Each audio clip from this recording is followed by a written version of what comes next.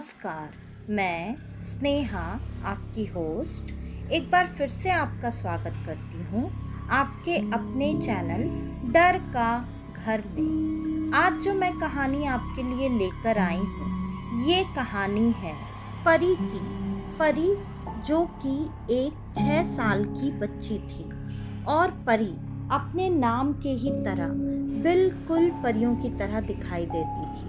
वो इतनी खूबसूरत, इतनी प्यारी, इतनी चंचल और हंसमुख बच्ची थी कि कोई भी अगर परी को एक बार देख लेता तो परी से दूर रहने का सोच ही नहीं सकता था।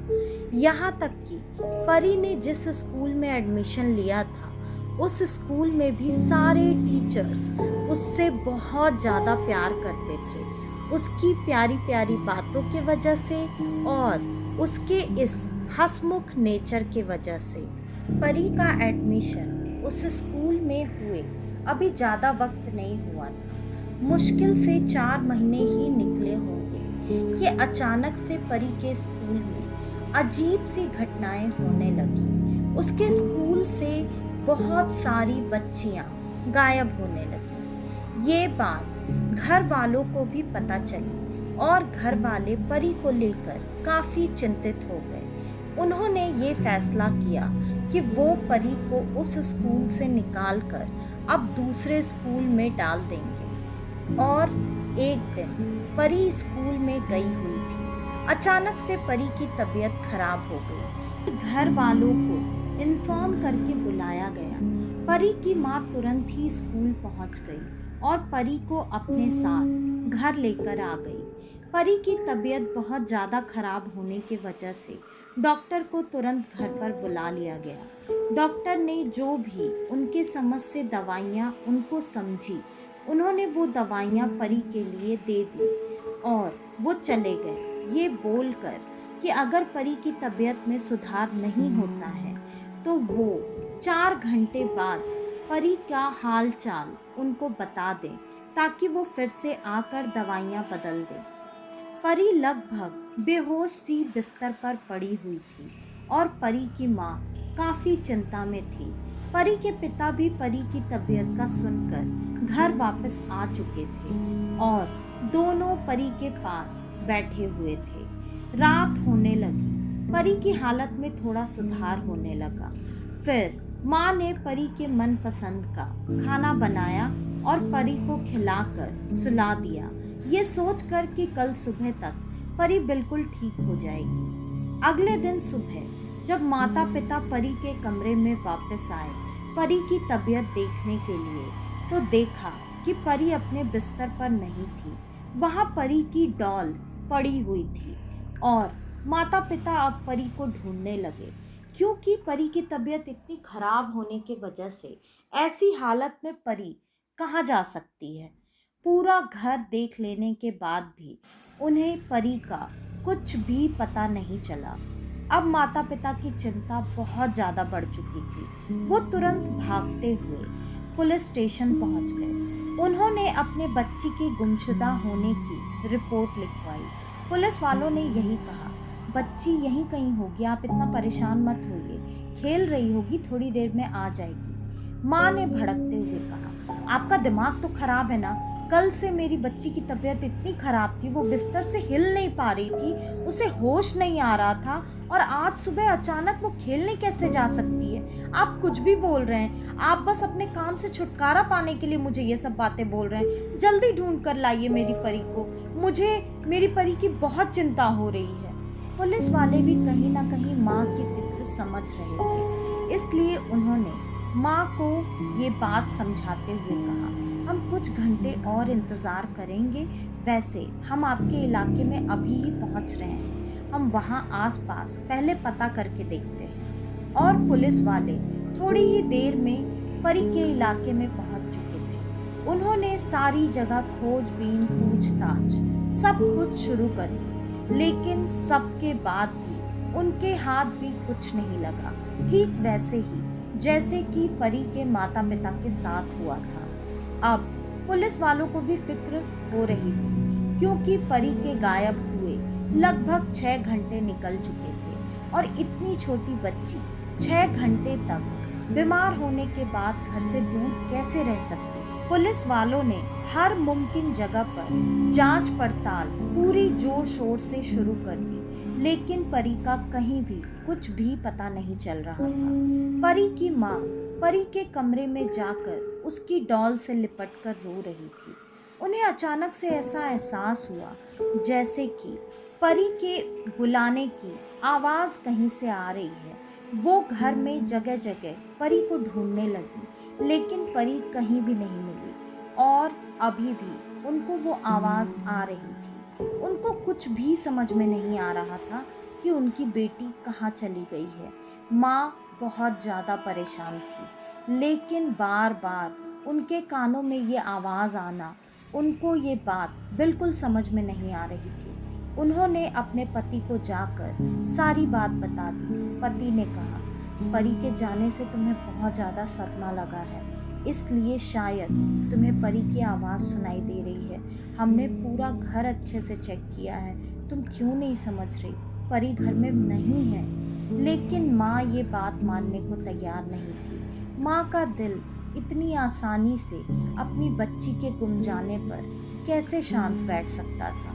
माँ के मन में बार बार किसी बुरी चीज़ के होने की आशंका हो रही थी, जो कि वक्त के बीतने के साथ साथ बढ़ती जा रही थी। पुलिस वाले तो परी को ढूंढने में लगे ही हुए थे, लेकिन उसके साथ साथ माता पिता भी अपनी पूरी कोशिश से अपनी बेटी को ढूंढ रहे थे, लेकिन किसी चीज़ का कोई फ़ायदा नहीं हो रहा था। अब रात हो चुकी थी।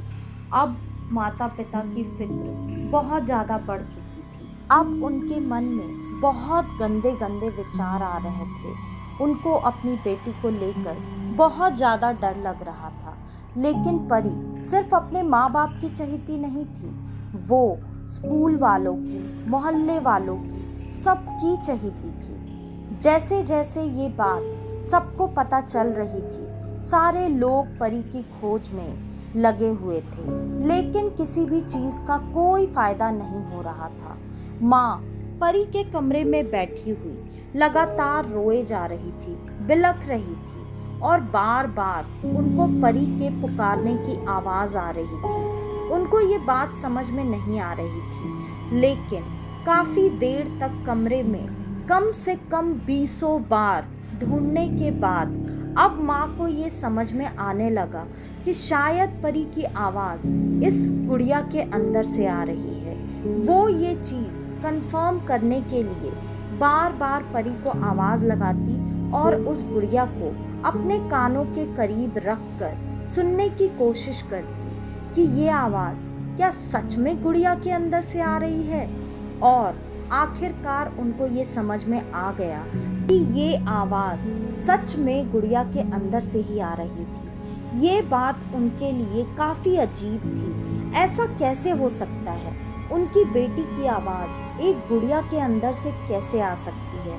उन्होंने भागकर अपने पति को बुलाया और पति को भी वो आवाज़ सुनने के लिए कहा। अब उनको भी ये बात अच्छे से समझ में आ गई थी कि हाँ, परी की आवाज़ उसी गुड़िया के अंदर से आ रही थी। उन्होंने तुरंत अब ये चीज़ कंफर्म करने के लिए आस पड़ोस के कुछ लोगों को बुलाया। सारे लोगों ने ये आवाज़ सुनकर यही कहा कि ऐसा कैसे हो सकता है? आपकी बेटी की आवाज़ इस गुड़िया के अंदर से कैसे आ सकती है? लेकिन गुड़िया के अंदर से जो भी सवाल पूछे जा रहे थे, परी उन चीज़ों का जवाब दे रही थी। परी बता रही थी कि वो किसी अंधेरे जगह में फंसी हुई है और वहाँ एक बहुत भयानक सी औरत उसके सामने बैठी हुई है। ये सारी चीज़ें सुनकर अब माता पिता पूरी तरह से डर चुके थे। उनको अब जल्दी से जल्दी इन चीज़ों का कोई रास्ता निकालना था, क्योंकि उनको ये बात समझ में आ गई थी कि ये कोई आम बात नहीं है और इन चीज़ों में उनकी मदद कोई और नहीं, कोई पंडित या तांत्रिक ही कर सकता है।